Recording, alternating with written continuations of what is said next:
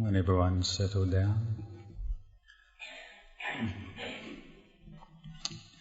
The Buddha said that the mind is the forerunner of all things. And that means that whatever the mind thinks about, contemplates, it will incline in that direction. And that inclination of mind will lead to habitual thinking, habitual tendencies. And then those habitual tendencies will begin to express themselves into physical behavior and into speech, verbalization of the thoughts in the mind. And in the discourses of the Buddha, speech is actually described as a form of where the mind is thinking out loud. It's a form of thinking. Because we think first, then we speak. If we haven't thought, then if we have no thoughts, then there's going to be no activity of speech.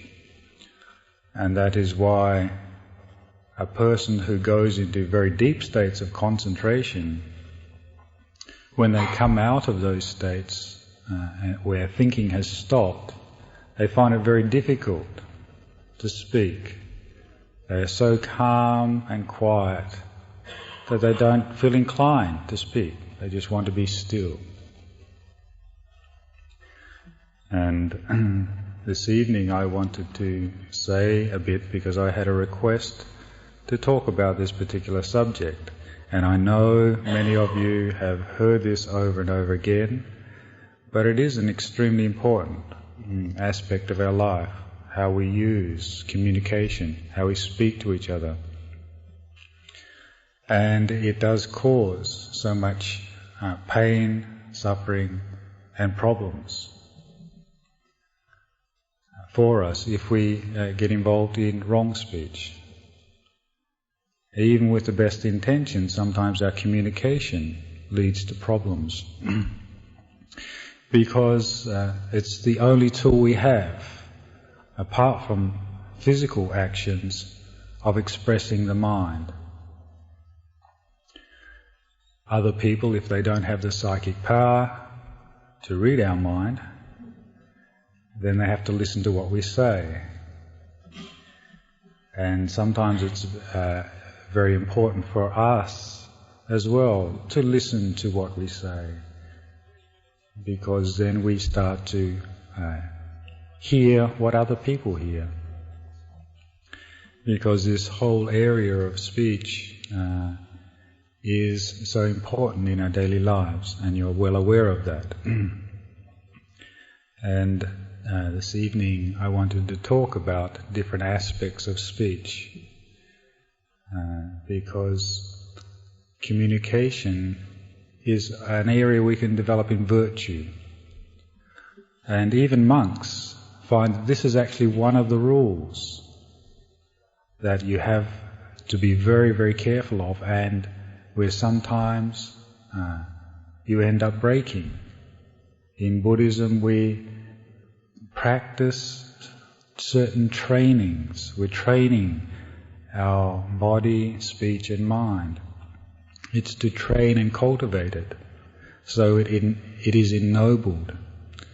It matures into something wholesome and good, and it transforms itself into something wholesome and good. And of course, it's like everything, we try and we sometimes fail. We make mistakes. We fall down. But in Buddhism, that's understood as just a natural process of learning, like a child, when it learns to walk. It's going to fall over. And it's going to sometimes hurt itself, but if it is trying with encouragement from the mother and father, gets the right support, then it'll get the confidence to walk well, to then run, then get stronger. And it's also with us. This is a skill we learn. And speech is actually an important skill we have to learn, because often our speech is actually picked up from our environment. You notice if the people around you start swearing, then you start to swear more. If people around you start using harsh speech, you'll pick up the habit. If people around you don't have the skills in communication, the sensitivity in speech, they like to gossip, they like to lie, then that's what we get influenced by. And we tend to pick up those particular unwholesome skills in communication. Now, what we're trying to do in any spiritual path is cultivate in a wholesome direction, looking at our speech and our action so that it is beneficial to ourselves, beneficial to others, and beneficial to both. So it doesn't cause pain to ourselves, pain to others, and doesn't inflict pain on either. That it is inspiring, it is ennobling. And this is what we call wholesome action. And this is a skill we have to learn. And so one of the first things that the Buddha said in the ways to learn wholesome skills is to actually associate with wholesome people. He said to not associate with the foolish. The foolish meaning that those people who are inclined to unwholesome use of their body and their speech. If we associate, make friends with, have contact and bring into our sphere of influence and friendship those people who are using very skillful speech, gentle speech, sensitive speech, positive encouragement, then that will influence the way we speak as well. We'll pick up those forms of communication. Our environment is extremely important. The environment you create in your home, in your workplace, in this society is extremely important. We are often very keen on the physical environment, on saving the forests, saving the oceans, saving the air. We also have to be very keen on protecting and nurturing and sustaining our spiritual environments, our social environments, so that those too are used very, very skillfully and not exploited and not taken for granted. And it's often the people closest to us that we take for granted the most. Those people who are dear to us, those people who are the people we feel the strongest bond with, are the ones that we tend to sometimes overlook, take for granted. And then with that familiarity, it often leads to unskillful speech, even contemptuous speech, belittling speech, one-upmanship, putting down the other person. This harshness there. And that causes a lot of pain. So the Buddha encouraged certain forms of speech. And the certain forms of speech that he said is noble speech is that speech which is firstly true. That speech and that which is gentle. That speech which is endearing to listen to. That speech which goes to the heart. That speech which is for concord, for harmony, not for discord, disharmony. That speech which brings up and cultivates an atmosphere of peace and contentment, both in our family, in our society, and within ourselves. And actually, sometimes the reason that we sit meditation and can't get calm is because of our unuseful use of speech. How many of you have sat meditation here tonight and gone over conversations that you've had today? And we notice how that influences the mind. It has a carryover effect. Now, if those conversations were conversations which were endearing, ennobling, based in good, uplifting, sensitive, kind, then that makes the mind, when we remember that, and even if we go over that in our mind, it makes the mind happy and content. There's a sense of well-being there. This happiness and contentment, sense of well-being, will then take the mind to peace. So right speech is actually the foundation for tranquility, for gladness, for happiness and for concentration. It is a factor which will lead on to wisdom, and right speech is actually an aspect of wisdom. The wise in this world will guard their speech, will guard what they say very carefully, so as not to inflict pain on others, to be motivated by loving kindness. And in our use of speech, in Buddhism we point out the 4 wrong forms of speech, or unwholesome forms of speech, which many of you are very familiar with. But it's always good to go over, to repeat these things. And the first form of speech, which is unwholesome, because it causes pain and suffering, and it's based out of greed, hatred and delusion, is that form of speech which is untrue, firstly. The reason we lie is actually important to understand. Why do we lie? Why do we sometimes misconstrue the truth?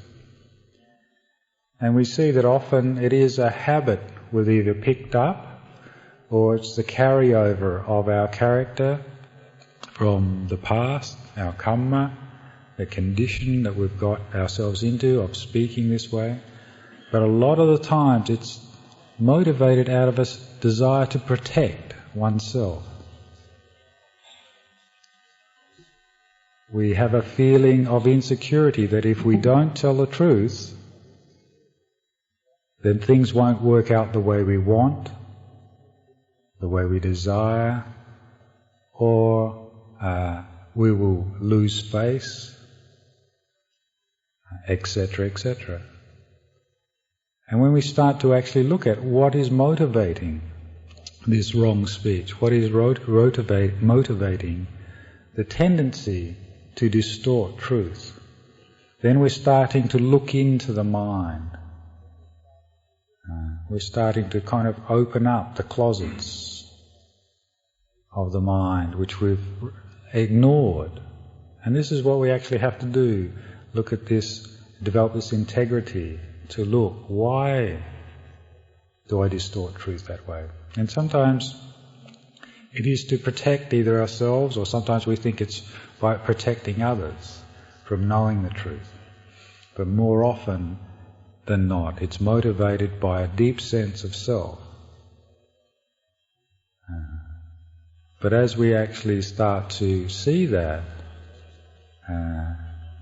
it's often because we're not admitting that we make mistakes, not being willing to say mistakes are made, and then owning up to those mistakes. And when we do that, we develop this habit pattern of speaking what is true. Then it becomes a natural tendency of the mind. And then one will find it more and more difficult to speak what is not true. And even the Buddha said, even exaggeration is often, if one definitely knows it's not true, and one says that to give the impression that it is true, then even that is wrong speech. And even for the monks, the Buddha said not to even tell a lie in jest, to tell a joke which is not true, to try and distort truth, even if you're doing it for make fun of somebody or makes fun of something. Even that is developing this, what is speaking true and what is speaking what is real and concerned with reality. And the other aspect of speaking is not speaking what is using harsh speech. That is, words that are coarse and painful to listen to. Not speaking what is slander and gossip. You hear something from one person and then you go and tell that to another. You hear something from them and then you go and back and tell it to the other person. I remember giving a talk about right speech one day. Then afterwards a lady came up to me and said that that's not easy to keep because that's taking a lot of women's fun away. Is gossip.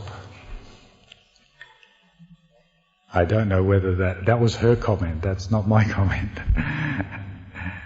Because someone said that monks are as good as this as anyone else.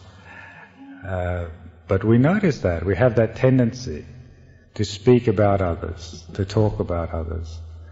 And this right speech means where we don't have the intention to cause harm. Okay? It means where slander is where you actually intend to take what you heard was true and tell another person so that they hear that truth to cause them pain, and then take something they said back to tell another person to cause disconcord, to cause pain, tale-bearing. And this is something that we can see. It causes so much difficulty and pain and does lead to disharmony. And that's why the Buddha said that developing speech which leads to peace and leads to concord, not to disharmony. And we have to look at that intention. Why do we speak that? Why are we saying that? Is it to cause disharmony, say in a family or in a workplace or in a community? Is it to lead to fractionism and groups breaking away from each other? Because harmony is something that the Buddha greatly encouraged, because it leads to strength. Like all of these people sitting in this room, we're sitting here in harmony. And there's a certain energy, there's a certain strength that comes out of that. There's a certain concord. We're here in peace. We do not feel threatened because everyone is harmonious. Ajahn Chah used to often say, my meditation teacher used to often say that the monks should make themselves like the centipede. Yes, because in his monastery we had about 70 or 80 monks living together. And we look at the centipede or the millipede, all the legs go together. Yes, they walk in unity, they're uniform, they go together, they move together. If one of the legs decides to go out of synchronization, then the centipede or millipede has a lot of problems. And Ajahn Chah said it's just like a group, a community, a monastic community. If one person decides that they're not going to go in harmony with everyone else, then it creates problems and difficulties for everybody. And he used to compare like a family, like the fingers on your hand. If one finger gets infected, then after a while it tends to infect all the fingers on the hand, and hand becomes very difficult to do anything with, to use, to put it to work. It's the same in our family, in our communities. If one person becomes overcome with greed, hatred and delusion, then it does, over time, infect the other people around us and the other people with them. And so this harmony and concord is extremely important and extremely emphasized. What can we do to create harmony and concord? And one of the things that I wanted to mention, just as a sidelight, was just the relationships that we've had together are due to causes. In Buddhism we believe in past lives and future lives for everyone who's not fully enlightened. A fully enlightened person brings an end to rebirth. But for the unenlightened, then there will be a future life. And the Buddha said that everybody who you meet in this life has had some form of relationship with you in the past. If they hadn't, then you won't meet them. They've either been your father, your mother, your brother, your sister, your husband, your wife, your friend, your enemy. They've had some sort of contact or interpersonal relationship with you in the past, and because of that you meet again. And if we do not complete the work, we do not complete our interpersonal relationships, we continue to create conflict, then there's still attachment, then we'll go on meeting each other again. I remember one famous monk in Thailand. One time went to a funeral of a lady who'd passed away, and then after coming back from that funeral, he called a meeting of the monks, and he gave a Dhamma talk to the monks. And the monk who told me this story said he was very surprised, because this particular forest monk very rarely went out of the monastery, and he didn't usually attend funerals, because in Thailand there's many other monasteries who will do that service. And so this was an unusual situation where he actually went to this funeral of this laywoman. And he gave the talk that night to the monks, and he started off telling them about his background. He said, when I was a young man, 16, 17 in the village, I fell in love with this woman, this girl. She was the same age in that village, his home village. And they thought that, well, when they get older, they would get married. But in the tradition in Thailand is eventually, before a man got married, at least in the old days, they'd usually become a monk for 3 months of the rains retreat. That was considered a sort of maturing process, where they'd sort of do some spiritual training, develop the religious side, and they were considered mature. Anyone who didn't become a monk was considered, they have a Thai word called dip, kondip, which means an unripe person. So how many of you have not ordained yet? And in that tradition, he went into the monastery, ordained, and he liked it so much that he stayed on.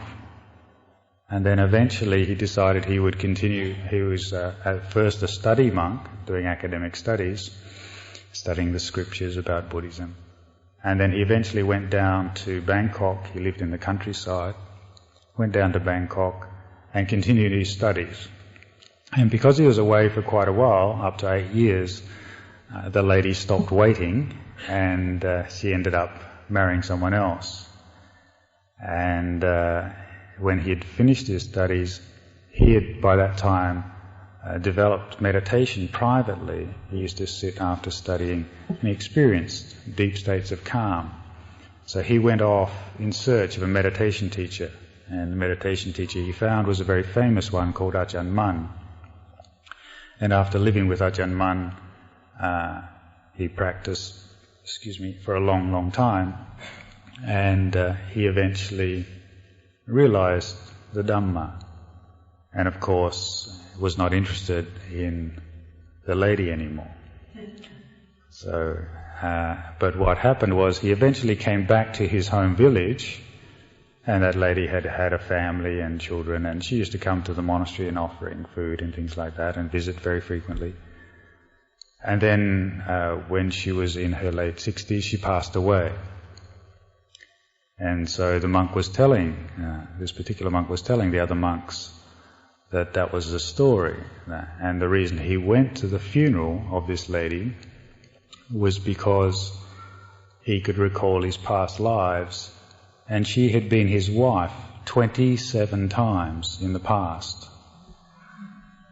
And he said, I have cremated that lady 27 past times.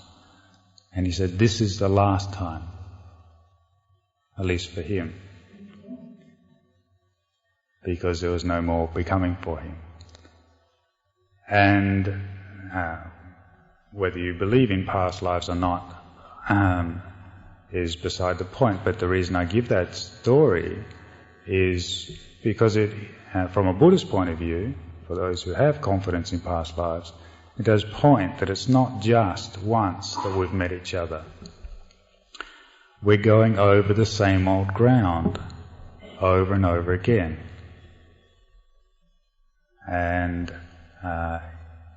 the happiness you're having together, the discussions, the things you're doing together is not so different from what you've done in the past. The conflict, the arguments you're having together are going over the same old ground again as well. It's only when we purify the mind to be free from greed, hatred and delusion, we will be able to liberate ourselves and bring this way of interaction to an ending. Because even if the interaction is wholesome, for the unenlightened person, there's going to be times when the interaction is definitely based on loving kindness, on compassion, on virtue, on goodwill. But there is going to be definitely other times when it's based and motivated by greed, hatred and delusion, isn't it? Sometimes we love them, sometimes we don't. Sometimes we really hate them. And those two go together. But those moods swing greatly, don't they? 1 minute we're having problems, and then a little while later we're smiling, happy and making up together. And then later on something else comes up. So we start to see the mind is not a sure thing. But this process has been going on and on over a long period of time. So if it's, say, 27 lifetimes you've been with the same person, surely it's enough. But the Buddha actually did say that there's certain causes. If you want to, in the next life, meet again, he said there's 4 things that'll make a person both live happily together in this lifetime and meet again in the future. And those 4 things is if each person is equal or even in terms of generosity. That is, for example, if one person is a naturally generous person, outward going, likes to share, and another person is very selfish, then you see that it creates conflict already in the present. One person's giving the money away, the other person's worried about going without. Then there's going to be already conflict. And also the consequences of developing generosity is a generous person will be born in a situation which is based in affluence, in comfort. They will have a good rebirth. The other person, because they haven't developed generosity, will go to a place of deprivation. They'll be born in poverty, born without, have difficulties because they've never shared. And we see that in our daily lives. People who share a lot. Also, other people share with them. It's just a natural consequence. The other thing that if they're even in, they'll have happiness in this life and they'll meet again in the future life, is faith. Now, faith here doesn't mean necessarily faith in Buddhism or faith in Christianity or faith in Islam. It means faith and confidence in what is true, virtuous and noble. What is virtuous, what is calm, and what is wise. Having faith in those qualities. If one is equal in faith, that is, that one actually has a spiritual dimension to one's life, then that will be a cause for one to meet again, because one's going in the same direction, one's on the same path, one has the same aspirations. This is actually very important. And if one has, the next aspect is if one is equal in wisdom, then not only one will meet together in this life, have happiness in this life, and have happiness in the future, and meet again in the future. Wisdom here means that one has an aspiration to find liberation.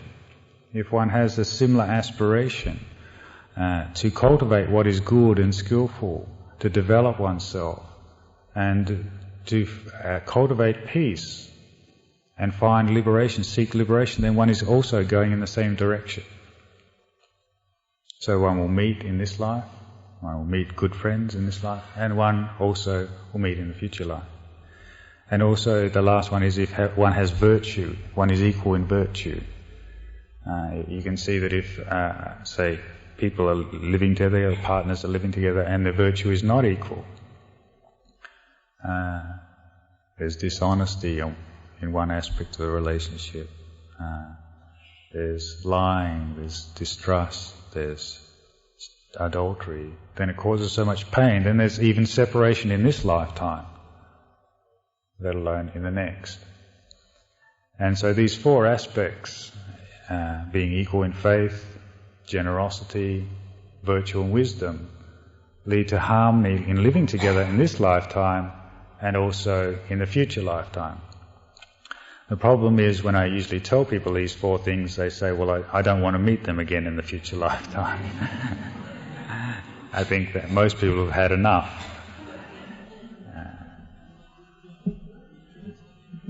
If that's the case, then you can come to the monastery.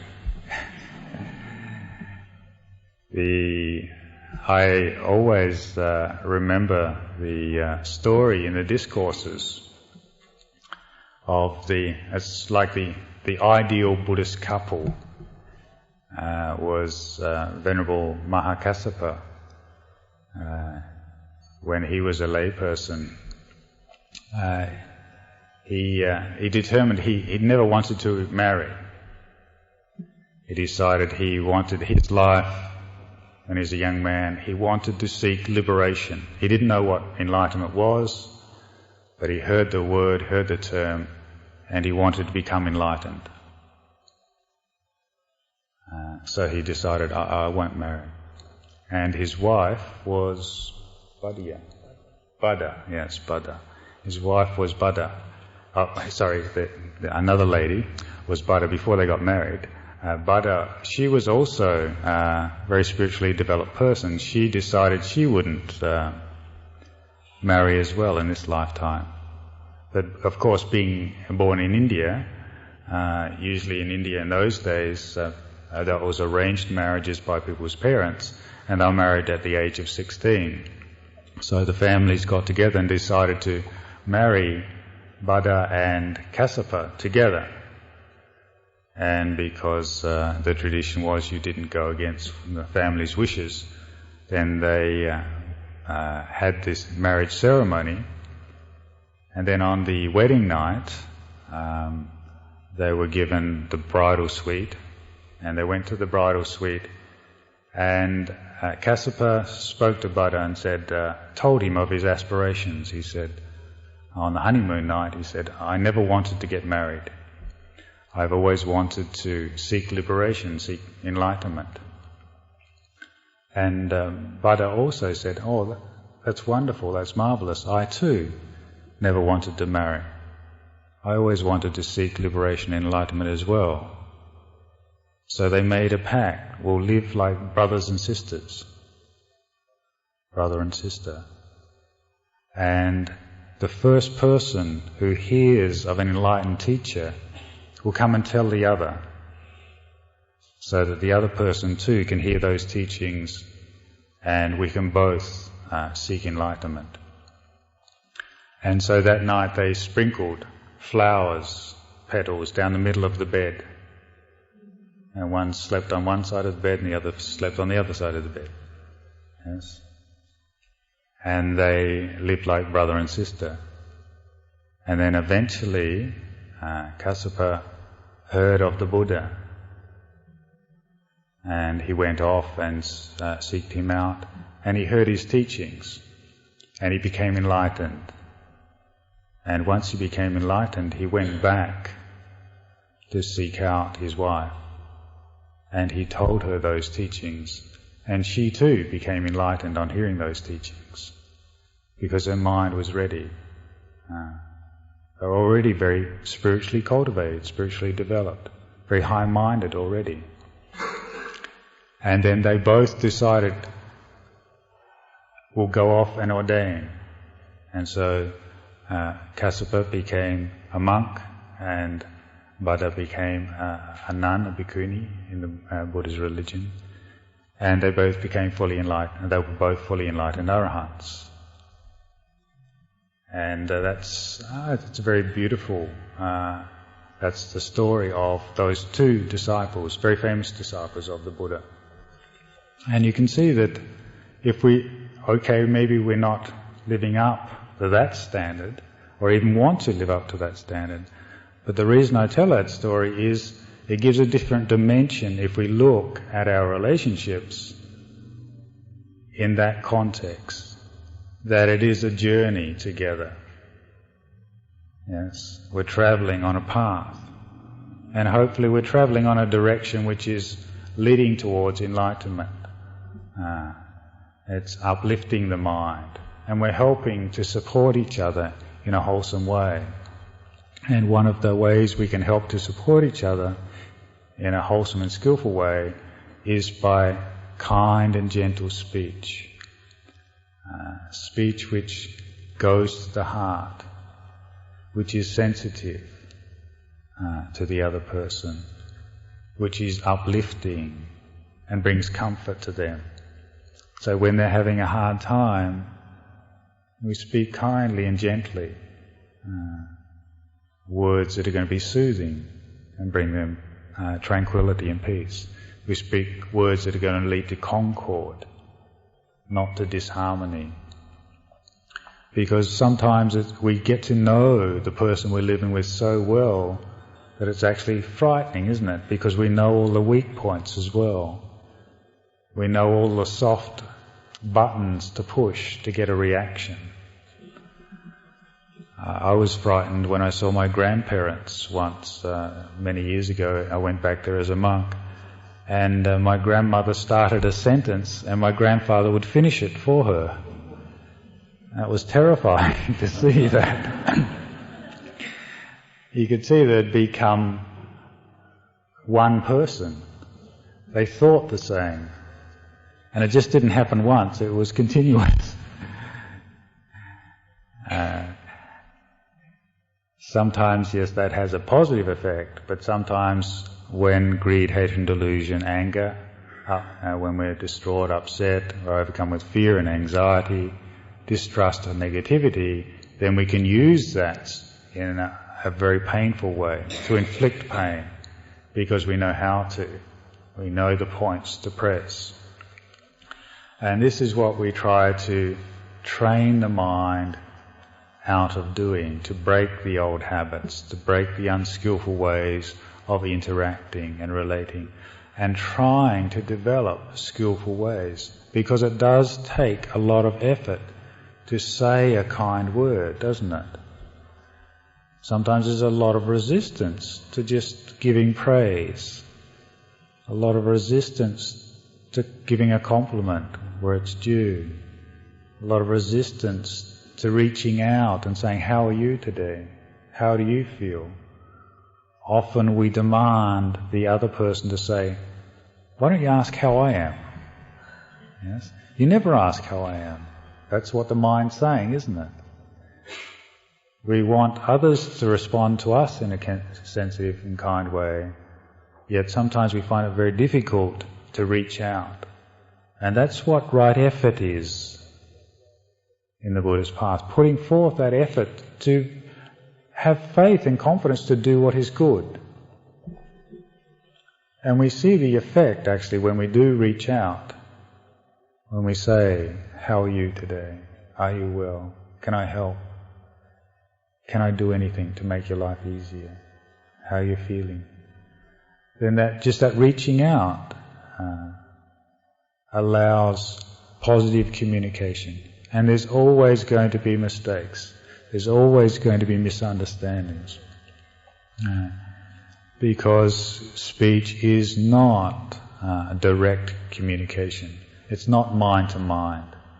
People are interpreting what we are saying. People are interpreting our intentions. But what we can do is, when conflict arises, to reach out and try and resolve that in a very gentle way. And often conflict arises because of lack of humility. I always notice that in even a monastery, you're living with a community of people who are listening to what other people say with the best intentions in the world, who are training to speak what is true, what is kind, what is gentle. But because we do not know other people's intentions, sometimes misunderstanding can occur. But we have many, many skillful ways of dealing with that. And the Buddha was very skillful in training the monks. And one of the ways of dealing with that is just asking for forgiveness if a mistake is made. And we do this quite regularly in the monastery. When a monk is going to leave for a very long period of time, or when he comes back after being away for a very long period of time, or at least twice a year at the entrance to the range retreat and the exit of the range retreat, we ask for forgiveness. And what this does is it opens the mind up, because when you're asking for forgiveness, you have to make the mind very soft. You have to actually accept, yes, I do make mistakes, and other people make mistakes as well. And it's when there's that humility there to say, I'm sorry, or please forgive me. And we have a phrase of saying that, please forgive me for anything I've done with body, speech or mind, either intentionally or unintentionally. That is, you've misinterpreted. Either in front of you or behind your back, which has caused you pain, which has caused hurt. May you forgive me. And then the other monk says, I forgive you, may you forgive me for those same things. Always creates this sense of harmony and puts things aside, allows things to end. Because if we don't allow things, the pain, the suffering, the conflict, we don't purposely put effort to bring that to an end, to bring up harmony and concord, then that will carry over and it will build up. And it's often disharmony is actually a result of just a build-up of lots of negativity which one hasn't dealt with when they've first come up. The pressure has built up. and it's just been the last straw which has broken the camel's back. And that's what happens with divorce, isn't it? Often it's not one particular thing that leads to that. It's a build-up of many, many insensitivities, many painful things that have been done over a long period of time, which we haven't dealt with, which we've collected and put in our suitcase to use for an important day. And one of the ways we deal with that is actually just saying, I'm sorry, forgive me. And that is when we're willing to realize our mistakes. A meditation teacher I used to know used to say, if you want to be number one, wherever you go, you're going to have conflict. That is, and you see that. If you want everyone else to follow your feelings, your ideas, your desires, then there will always be conflict, because people are so varied, so vast in their desires, their ideas, their perceptions, and their ideas may not be the same as yours, and there's going to be conflict. But it's often developing that wisdom to know that ideas are different. It doesn't mean one idea is right or another idea is wrong. Just on that, I saw, as we were driving into town today, there was a car in front of us, and one of the monks pointed out, the Venerable Sujata pointed out the bumper sticker, which said, if clean up the bush, does a greenie. I guess meaning bulldoze a greenie by cleaning up the bush, which I thought, I mentioned that was an idea which was probably in conflict to a lot of other people's ideas. But that was this particular fellow's opinion. And so you can see that, people are very different in their attitudes.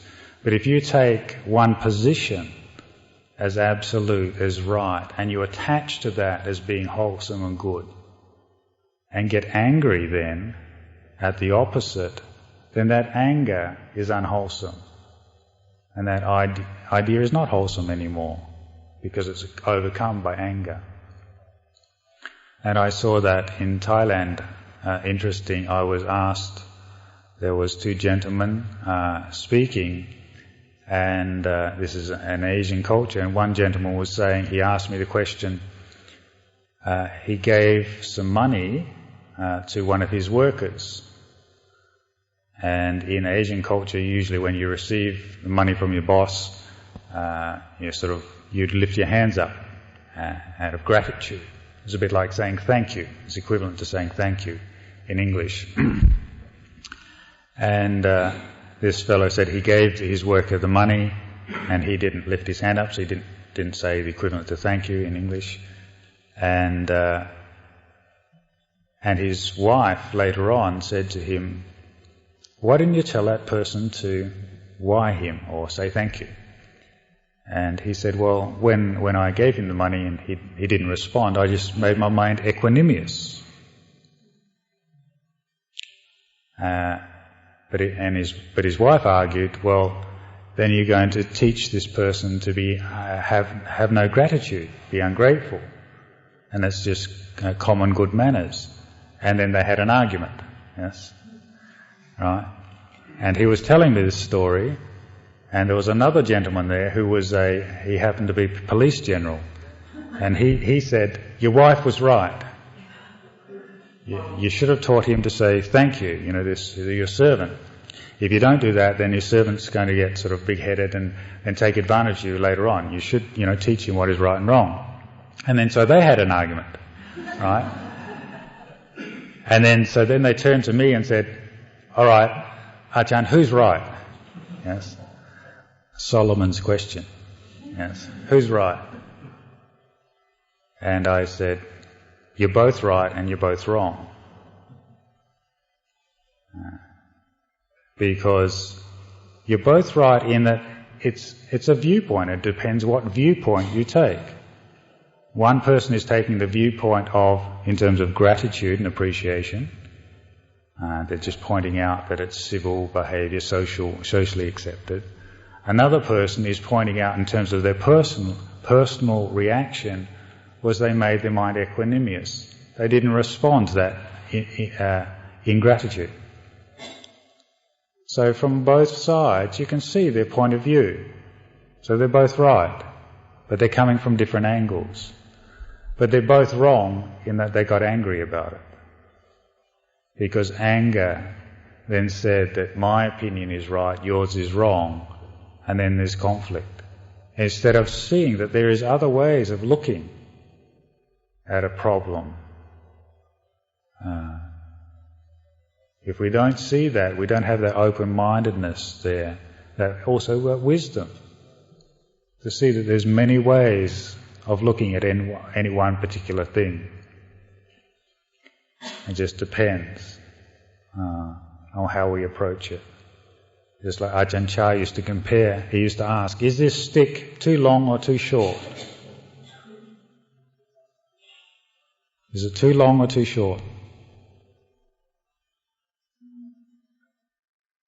It depends on what sort of stick you're looking for, doesn't it? If you want a longer stick than this, then this one's too short. If you want a shorter stick, a toothpick, then this one's far too long. Yes? And so Ajahn Chah says, this stick is just right. It depends what you want. Will bring your attitude to it. The stick just is as it is. But it's what we want and what we're looking for. It will make this stick either too long or too short. And often our problems in our daily life is just what we want, what we're looking for out of that particular situation, which makes it either good or bad, or what we want or don't want. And so this is actually very important to see that. There's many ways of looking at a particular subject.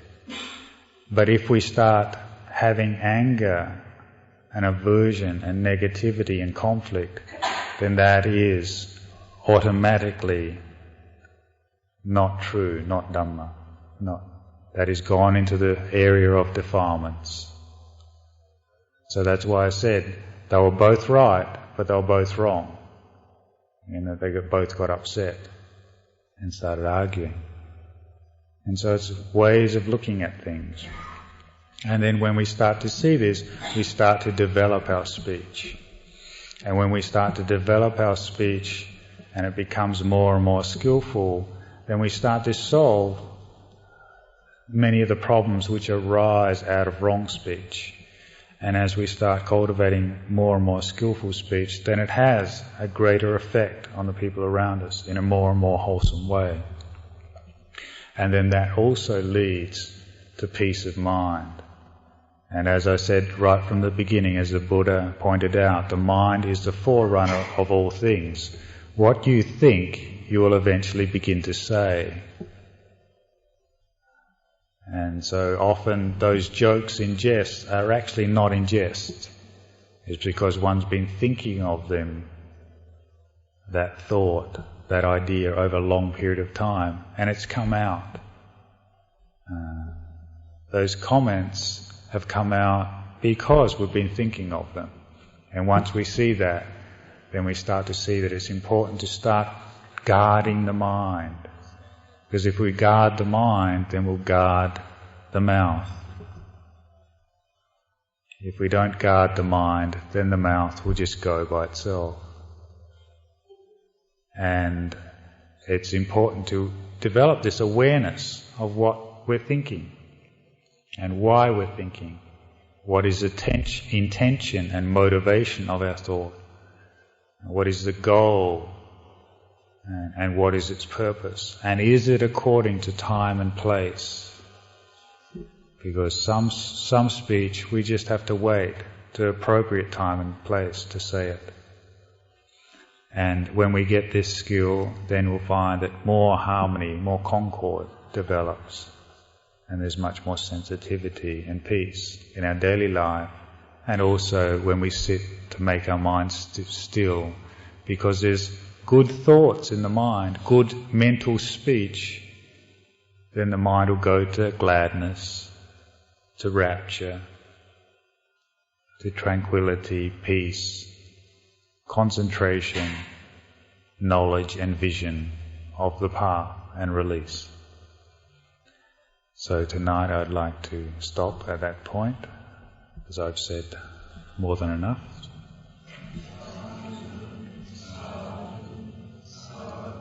You surviving? Okay.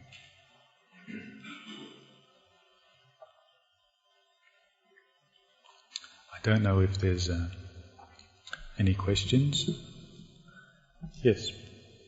You mentioned there once you dwell upon you attract what you mentally consider comes into your reality.